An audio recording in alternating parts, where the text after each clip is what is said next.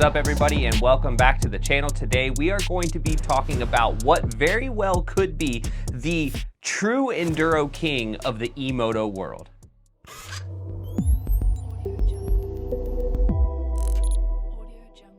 Before we get started, I want to thank the sponsor of today's video. In every video you will see here on the channel, that's Strix Moto. Strix Moto is where you can find all your gear, bikes, and parts for your E-Moto. I will leave a discount code and a link in the description for you to save 5% on anything you buy on the site. Here's my plan for today's video. I got everything written down here, all the questions that I asked, to try to get as much detailed information as I could for this bike, so then I can make this video and give you accurate information. There will be some things that I do not know. I just haven't been able to get the information yet, and I'm sure more information will come at some point. Also, there will be a link in the description where you can pre-order this bike. This bike is not even available yet, so it's something that you want or you find yourself needing a more hardcore enduro style bike. I will leave the link in the description for you to place a pre-order for this motorcycle. We are looking at the 1st of April, the first 2 weeks in April for this bike to be available. Okay, so starting from the top, 95 horsepower. The only competition in that horsepower range would be the Stark Varg and the Stark Varg EX. Now, those are slated at 80 horsepower.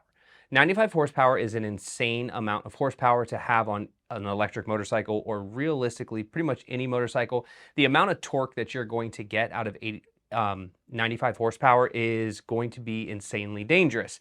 Most people do not ride their Stark Vargs or their, well, the EX isn't even really out yet, but they don't ride their Stark Vargs at 80 horsepower because it's unsafe, it's not fun, it's unmanageable, you kill your battery super quick.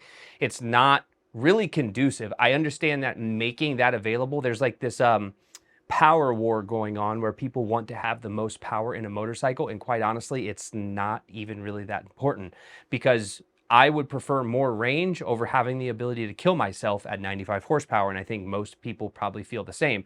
I'm not riding an enduro trail at 95 horsepower. There's just no reason for that, but I understand what companies are trying to do. They're trying to be the top dog in that category because people think that's what they want. Oftentimes, I can get people that ask about a specific bike that has really high horsepower, but they end up buying something that's a lot more manageable for a lot less money because it just makes more sense. So 95 horsepower is going to be insane. If you're into horsepower, that's the bike for you. Let's talk about how the bike feels and get into some more information. Carrying off the 95 horsepower thing, we want to know about ride time. Well, it said you get 80 minutes of ride time.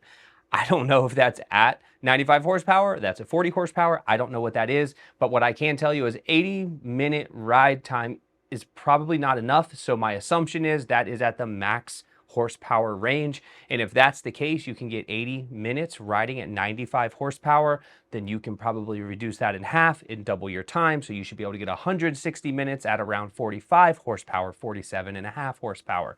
That's still probably too much. So you could probably dial this bike down to 30 horsepower, which I've ridden a 30 horsepower Stark. I've ridden a Stark set on 30 horsepower, and it is crazy fast. It is more than I would ever need. So I could imagine that if you dial this thing back, you could really get some serious ride time. And for enduro riders or trail riders or single track riders, you want to have the largest amount of range. You want to be able to go as far as you can. That's the type of riding that I love to do, although I have been riding the track a heck of a lot lately. It is just about how far can I go, because if it's a 55-mile trail or a 55-mile loop, I can't do that on my Ultra B, and I would love to have something that I can do that on. Hopefully the Stark Varg EX can kind of fit that bill, but it sounds like the Strix Enduro really may be the one that can actually do that type of distance on a single charge. Since we're talking about ride time, let's talk about the total battery size. It's 7.2 kilowatts, and I do not know how many volts this system is running, so I cannot tell you how many amp hours you're going to get out of the battery, but it is 7.2 kilowatts, and then depending upon how many volts the battery or the whole system is built for, you'll be able to back out and get your amp hour rating. But right now, all I can tell you is it's 7.2 kilowatts, and I would assume it's going to be up in the 72 volt range, probably a little bit higher, but only time will tell when all the rest of the specs come out. Now, the bike itself feels bigger. It is tall like a Stark Varg is. You have a 37.7-inch seat height, which is really, really tall. I sat on it. I'm 5'10". I'm not that tall of a guy. And it's definitely one where you have one of your feet up on the pegs, and then you have your leg hung over the other side, and your butt's kind of slanted over to one side so you can stand up on it. It's a big bike, and it feels big in the saddle. The bike itself just feels like a bigger bike. Now, this bike is not going to be for your entry-level enduro type rider.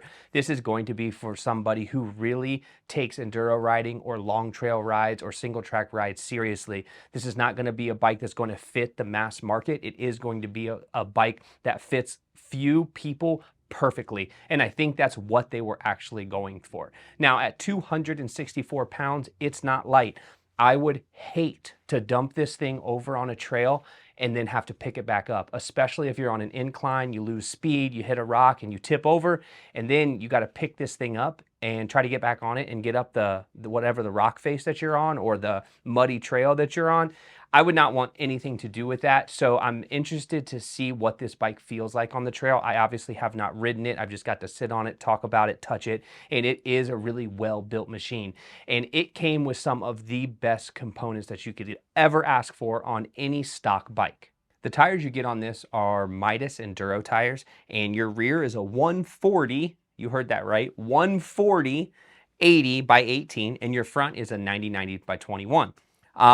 It has Olin shocks, an Olin shock and KYB front forks, and you have BrakeTech Enduro brakes. So they spared no expense to give the best components possible. KYB is what comes factory on your Yamahas. I mean, they're not dealing with components that you've never heard of. These are not some far off Chinese built shock that's put on a Chinese bike and that's delivered to us in America. Not that there's anything wrong with that. I'm just saying that's what the market is. And to have a bike that's coming stock with really good components that are well known, that have been in the industry for a long time, that makes a big difference. Now, that's going to lead us to the price point, and the price point, which I'm sure everybody wants to know, has not been disclosed yet. You can guarantee you're going to be between $13,000 and $15,000 for this bike. The reason I say that is because you can't build a bike to this capacity with those type of components and do it in a cheap fashion. We saw Stark Varg when they came out, they were $14,000 or $15,000. They had some type of price adjustment. I'm assuming they were probably listening to the market and not many people were buying a $15,000 electric motorcycle. Now they're down to $10,999. So for $11,000, you can get the Stark Varg MX, which to me is a fantastic deal. So I could imagine that this bike is going to be a little bit more than that. Now they know they're going to have to compete with Stark, so that may change it a little bit, but I feel pretty confident in saying that this will be between $13,000 and $15,000 when it's finally released. So since I mentioned China, I think it's fair to state where this bike is made from. This bike is coming out of the country of Austria. So when I hear that, whether this is true or not, when I hear Austrian built, I think some of my most favorite firearms, and this is going to come out of the same country. I'm not saying it's going to be as reliable. I'm just saying it is one of my favorite firearm manufacturers are in Austria, so I could imagine that this bike is going to be put together well. Now it does come, like most other bikes, with a 1-year factory warranty, and I'm sure there's going to be some disclaimers to that. Obviously it's an enduro bike, so you're going to be riding the hell out of it and you're going to be beating it up. That said, it's probably the powertrain, the battery, the controller, those types of things that will actually be warranted. And the frame, I'm assuming that the frame is going to be constructed well, so if you break your frame, which is absolutely incredible, I don't know what that's going to look like trying to get a warranty claim on that, but you can guarantee that it's going to kind of cover the basis that all these other companies are currently covering. Now I do have to give this shout out to Stark, because Stark crushed their warranty game. I have heard nothing but good things about Stark's warranty, and I know that Stark had a ton of problems in the beginning, naturally. So I'm hoping that Strix took some information from that and really did everything that they could to kind of figure out what could be perfect or how to make this bike perfect prior to releasing it to market, but only time will tell. And I'm very, very interested to get this bike between my legs and to see where this bike can take us and to see how far I can get on a single charge on this motorcycle. All right, so let's talk about who this bike is for, because I think this this bike serves a huge purpose and plugs a big hole in the market that the Stark Varg EX is currently going after.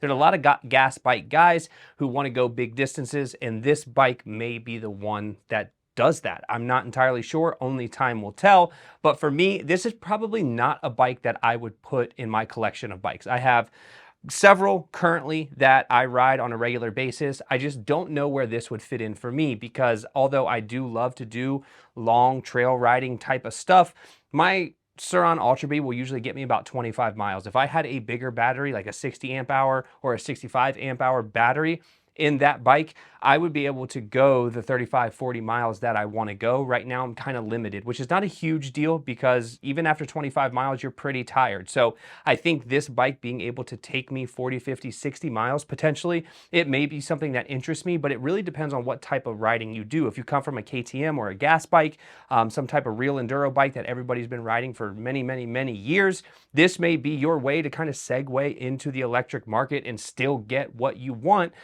out of a motorcycle, but not have to deal with all the maintenance. And, you know, I know everybody loves the sound, and I know people like working on their bikes, but at the end of the day, for me, it's really about convenience. I can take my E-Moto out, I can run the hell out of it, I can jump it, I can get it dirty, I can spray it down, I can charge my battery, check my bolts, my sprocket, tighten my chain, and then I'm back on the road. Like, I don't have to do any of the stuff that really slows those gas bikes down or just causes people with gas bikes more headaches. That's my personal opinion. Obviously, I'm an E-Moto guy, so maybe it's not fair to insert that, but if you're here, you may be interested in E-Moto too. So if you thought this video was helpful, please like it, subscribe to the channel so you can get more information about more motorcycles that are coming to market. I have a couple of more videos that I will be releasing soon about other E-Motos that we found at AIM that are definitely going to fit the bill for the smaller motorcycle market. So that's all that I got. I'm going to wrap this up, and I will see you guys on the next one.